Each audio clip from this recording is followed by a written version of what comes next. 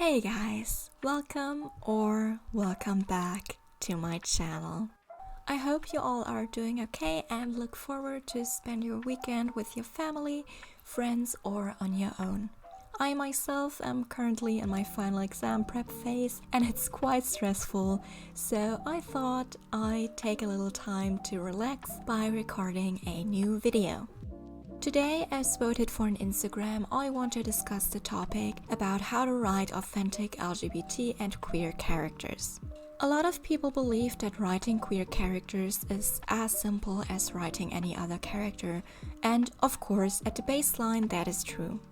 Queer people are just as complex as any other person. But unfortunately, due to the given society most of us live in, being queer adds quite more complexities and layers into thinking, behavior, and even in some cases appearance of a person. If you want to write an authentic LGBT character that you didn't just slap an orientation or gender on and call it a day, you have to make research into topics like oppression and its history against queer people, how those concepts are still very present today, and how that can cause mental illnesses, and how those are affecting a person. You also have to consider that people are affected differently if they're LGBT, trans, on the A spec, or multiple of those. So depending on where you are on the spectrum and if you are on the spectrum, you might have trouble writing characters with certain orientations or genders.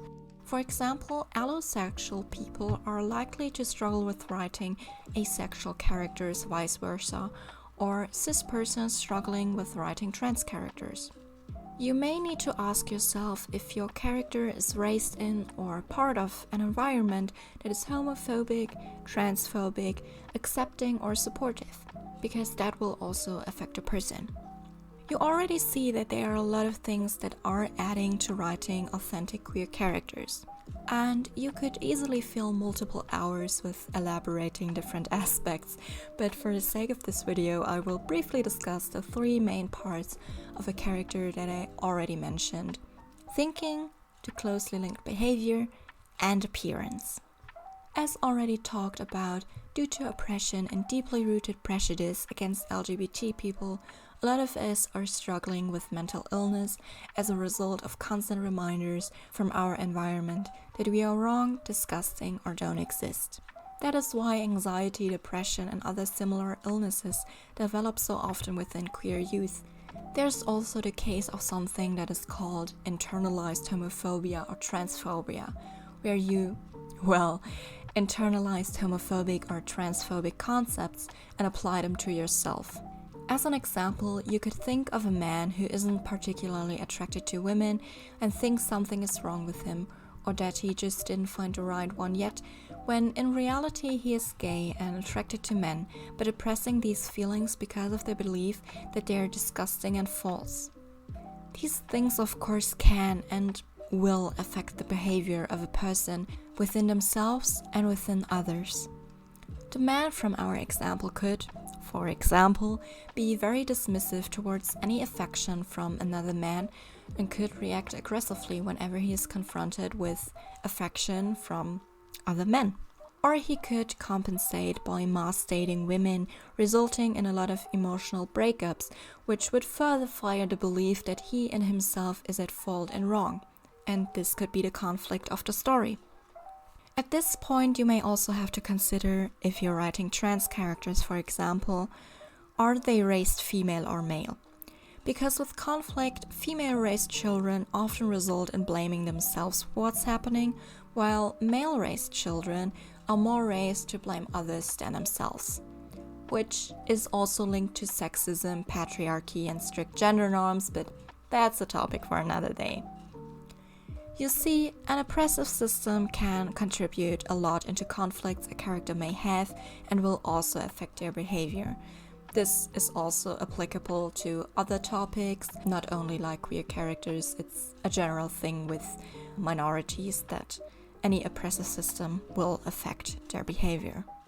This is why you have to keep those things in mind and educate yourself about these issues, especially when your stories and characters are set in the past or present of a realistic world. Of course, if it's a fantasy or futuristic world you're writing, then it's in your hands whether or not these things play a major role in your characters or not, and if those oppressive concepts are still present in the world you're creating.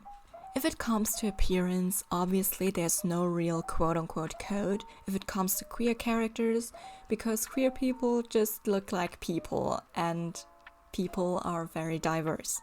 There are two very generalized concepts that are quite exaggerated but have a somewhat truthful core.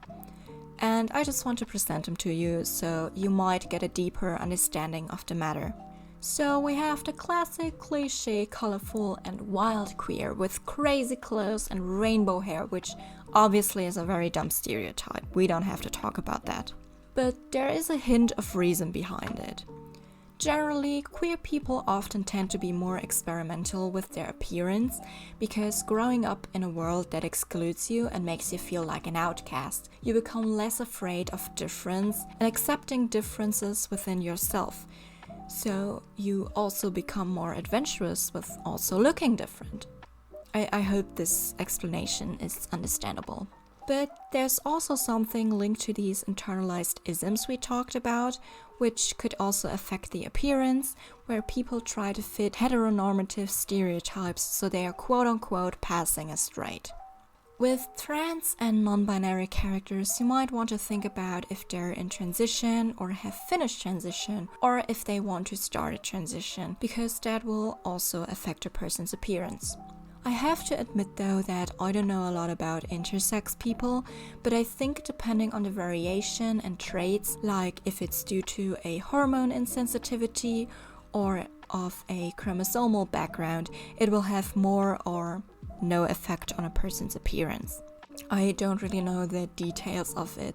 But to conclude, I just want to say that especially if you're straight, be aware of the stereotypes and try your best not to apply them to your characters. Don't make them overly sexual and fetishize them for no reason, like the yaoi and fuyoshi scene does. Don't make trans characters into predators because they're trans. It's obviously okay to write NSFW stuff or have spicy or controversial stories with queer characters, but please make it appropriate and not only like because they're queer. I am aware that the Speedpaint and the story of the characters present, Veronica and Venus, aren't exactly exemplary on the first look if it comes to this, but I chose them for a reason. Because their story focuses on the problems that lesbian and trans women have in the adult industry. Being aware of the stereotypes and issues queer people have to face can also be used in a way to educate people with your characters and stories. Avoiding to include toxic mindsets towards queer people in your writing is a good and necessary first step. But addressing them and pushing people to think about and reflect them is a gift we as authors and artists can use to make an impact to the better. Thank you so much for watching and or listening. Don't forget to like, comment and subscribe. Tell me if you have more tips and things you should consider when creating queer characters, and if you think this video is helpful or if there's something to improve.